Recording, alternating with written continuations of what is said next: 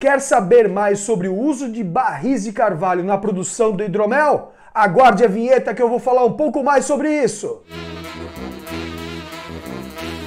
Olá, sou o Romualdo Juliato e você está no Momento do Hidromel aqui no Tassi Copo. Nesse canal eu respondo as dúvidas enviadas aqui embaixo nos comentários sobre produção de hidromel, degustação de hidromel, sobre curiosidades sobre o hidromel aqui no Momento do Hidromel. E hoje a participação é de um aluno meu lá da Academia de Fermentação, o Luiz Miguel. E o Luiz Miguel é um português que mora em Angola e está fazendo meu curso online. E se você quer saber um pouquinho mais sobre esse curso, vou deixar aqui do lado aquele QR Code para você escanear e já saber um pouco mais, e aqui embaixo também na descrição eu vou deixar o link. E o Luiz Miguel manda o seguinte comentário para mim: Romualdo, sou seu aluno e novo nesse assunto de produção de hidromel e, como é natural, tenho muitas dúvidas. E de começo, sobre os barris de carvalho. Antes de eu falar sobre as dúvidas dele, que são 4 dúvidas específicas, eu quero enfatizar para você que o uso de carvalhos, do barril de carvalho, de madeiras no hidromel, é compulsório,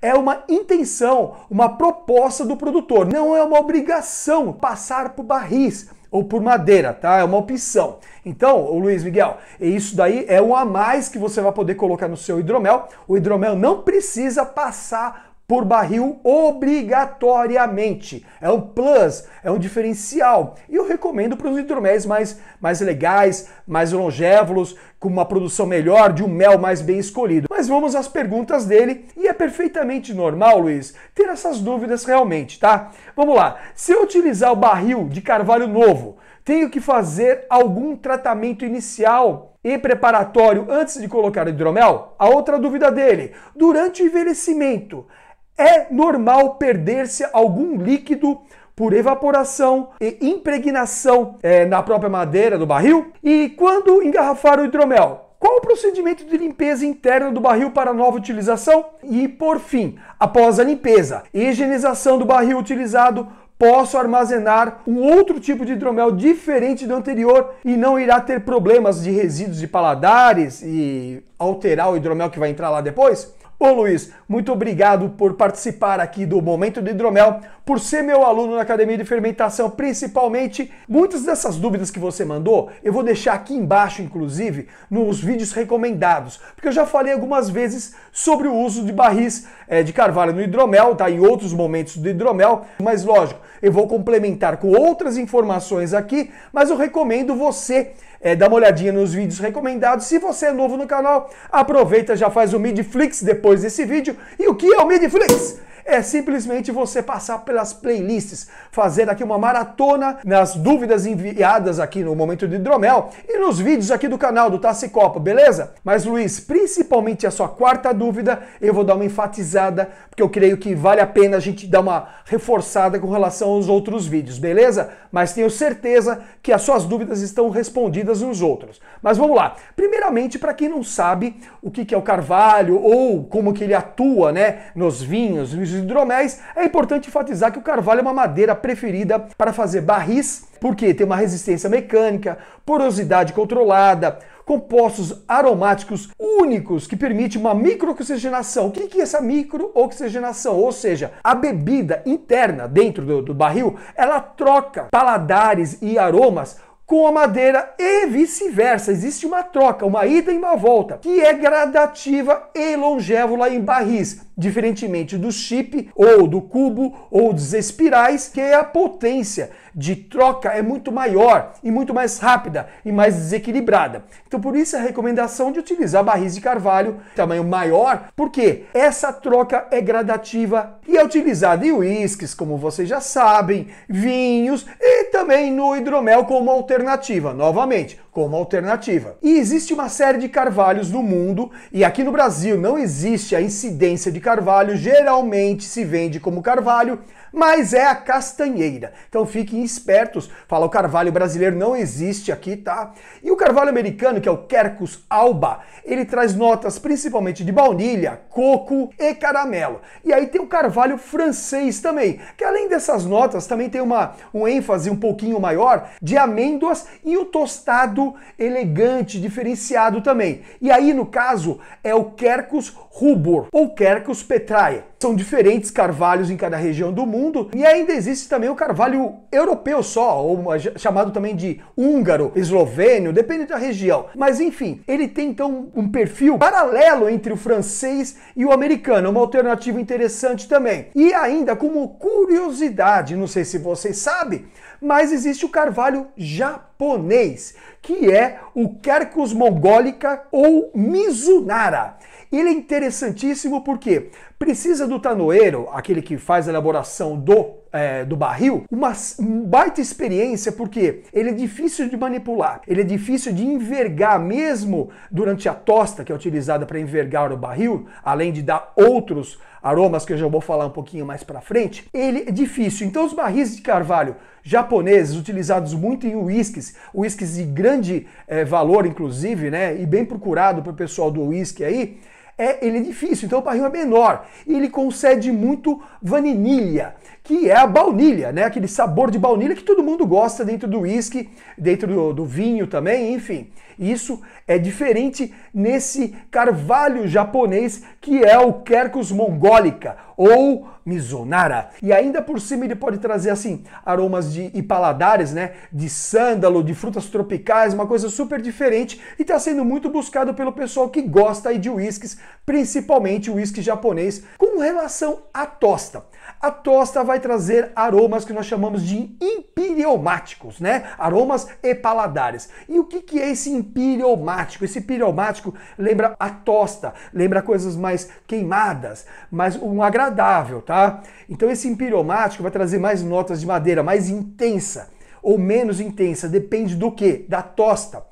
A tosta média, a tosta baixa, o período, o tempo de contato. Às vezes é uma tosta baixa, só que durante um grande período. Então você vai ter uma tosta alta com períodos mais curtos, então é muito mais intenso. Isso varia demais. Então fique atentos também quando for escolher a sua madeira, o seu carvalho no caso, ou o seu chip, ou o seu cubo, enfim, qual é a tosta e durante qual período, né? Ele ficou por bastante tempo, por pouco tempo, isso também varia a intensidade aí desse empiriomático, que a gente procura bastante no vinho, principalmente quando a gente vai degustar um bom vinho, né? Que tem um contato aí com barris, então a gente já espera aí essa baunilha, espera essa madeira, no uísque é a mesma coisa, e no hidromel a gente tem que ficar muito atento, que o hidromel também tem que ser um hidromel mais encorpado, um pouco mais alcoólico, que tenha estrutura. Eu também já falei aqui no canal, se você quer saber sobre os fatores de um hidromel de guarda, procura aqui na playlist, tá? E você vai achar facinho. E já indo às perguntas do Luiz Miguel a respeito do uso do barril de primeira vez, evaporação e etc, é bom a gente saber aí que o barril e essa tostagem depende muito também da junta entre as aduelas. Entre as aduelas existe uma junta. As aduelas são as madeiras que compõem o barril, tá? Que são envergadas. E entre elas existe uma junta, existe um vão chamado crasto. Antigamente se chamava bastante de crasto e ainda não é bem, é mais regionalmente, mas utilizado também a junta. Essa junta tem que estar super ligada entre elas. A tosta ajuda essa ligação. O barril tem que estar sempre úmido também para essas juntas, né? Esses crastos estarem sempre bem vedados, para estarem estanques. O que é ser estanque? É não ter vazamento. Por isso o barril tem que estar sempre úmido, sempre com líquido dentro. Se você não está colocando um vinho, se você não colocou um hidromel, não colocou um uísque, encha de água, porque desta forma o barril vai estar úmido e essas juntas das aduelas vão estar sempre inchadas, né? Ou encharcadas. Porque caso contrário, ela vai ressecar e se afastar, causando então vazamentos. Isso é similar, por exemplo, o que se utiliza lá nos estaleiros, quando você vai confeccionar um barco, quando você faz os barcos, né, no costado do barco, que são aquelas madeiras, ele tem que estar sempre úmido, porque se ressecar, o barco vai afundar, vai ter vazamento, ele vai afundar. Então, da mesma forma, vamos fazer uma similaridade para os barris. Tem que estar também úmido, sempre úmido, para evitar qualquer tipo de vazamento. Então, essa relação que eu falei de ter o líquido dentro, faz com que tenha uma expansão natural da madeira. Então, elas se juntam e isso vale quando você vai fazer o seu primeiro hidromel hidromel no primeiro barril. Então precisa sim fazer a umidificação dela, permanecer o barril um tempo com água até se expandir bastante, verificar aí se não tem nenhum vazamento. Então, Luiz Miguel, para primeiro uso, faça isso, deixe o barril com água dentro para ver se não tem nenhum vazamento, primeiramente. Segundo, que você perguntou sobre a evaporação. Sim, a evaporação acontece, tanto que nos vinhos existe ali o complemento do headspace, ou seja, desse espaço vazio. Então, os viticultores, eles vão complementando a bebida no caso dos vinhos. Os vinhos ficam aí 1 ano, 2 anos, até muito mais tempo em contato com o barril, e aí precisa sim complementar. Caso você faça o mesmo com o hidromel, deixar 1 ano, um pouco mais, recomendo também fazer o complemento. E as suas 2 últimas perguntas, praticamente a 4ª pergunta, você respondeu a 3ª. Precisa sim, entre o engarrafamento, então entre um uso e outro do barril, fazer o mesmo procedimento. Higienização, sanitização para evitar qualquer tipo de contaminação nessas frestas, nesses crastos que eu falei. Porque ali pode sim ser armazenado algum tipo de micro-organismo oriundo da outra bebida. Então é bom você fazer uma limpeza geral com jato de água. Geralmente se faz com jato de água, antigamente se fazia inclusive com pastilhas, depois da sanitização, né, com pastilhas de enxofre, mas se lava completamente da melhor forma que você conseguir e encha novamente, faça sanitização e encha novamente de água, entre uma e outra. E por último, a sua última pergunta, se entre um uso e outro não vai conceder paladar para o hidromel anterior. Salvo se você utilizar para meloméis, por exemplo, né, ou para o vinho e trazer isso para o hidromel, e geralmente não se traz muito, tá? De um hidromel para o outro. E é até legal trazer um pouquinho, dependendo da sua proposta, um pouquinho do hidromel anterior, né? Mas lembra também, o uso do barril também tem validade, tá? Geralmente em vinícolas não se passa aí, dependendo da vinícola, de 3, 4 vezes de uso, depois eles utilizam para outros fins ou recondicionam o barril. E aliás, você pode recondicionar seu barril sim. Se você perceber que tem um vazamento, por exemplo, você leva a uma tonoaria e lá eles vão recondicionar seu barril, fazer uma raspagem, não vai ficar 100%, não é zerado, mas se utiliza bastante. Inclusive no hidromel, o pessoal pega bastante barris de reutilização de bourbon, por exemplo, porque o destilado tem uma tendência a remover muito mais rápido aí os aromas e os paladares da madeira, então o pessoal utiliza realmente. E não é só deixar neutro, tem que conceder alguma coisa para o hidromel. Não adianta só falar, passou o meu hidromel, passou no barril. Ah, que legal, barril de carvalho, legal. Mas o que ele concedeu para o teu hidromel? Trouxe alguma coisa? Porque esse perfil sensorial que o barril traz para o seu hidromel pode mudar o tanino do seu hidromel, pode mudar o paladar dele, pode conceder doçura, sim, porque o carvalho também pode trazer um pouquinho de doçura para o seu hidromel, além da astringência do tanino, que é o legal, da madeira, do empireumático, que é aquele queimado bem interessante, tostado, que às vezes a gente busca bastante, como eu falei. Por isso que é bom ter uma boa pesquisa a respeito do carvalho que você vai utilizar. E Luiz, se você tem aí acesso fácil a vinícolas, você vai ter acesso fácil também a barris de carvalho de qualidade. E aí você trocando uma ideia, conversando bastante com viticultores, por exemplo, vale muito a pena para você entender como é o comportamento de cada carvalho, de cada madeira. Também não tenho notícia, também não sei especificamente, me ajuda, se em Angola tem algum tipo de madeira legal utilizada para bebidas, pode ser utilizada para o hidromel também, aí vale uma dica, como você viu no curso lá, que eu falei de frutas brasileiras, mas vale também aí para tua região em Angola, colocar frutas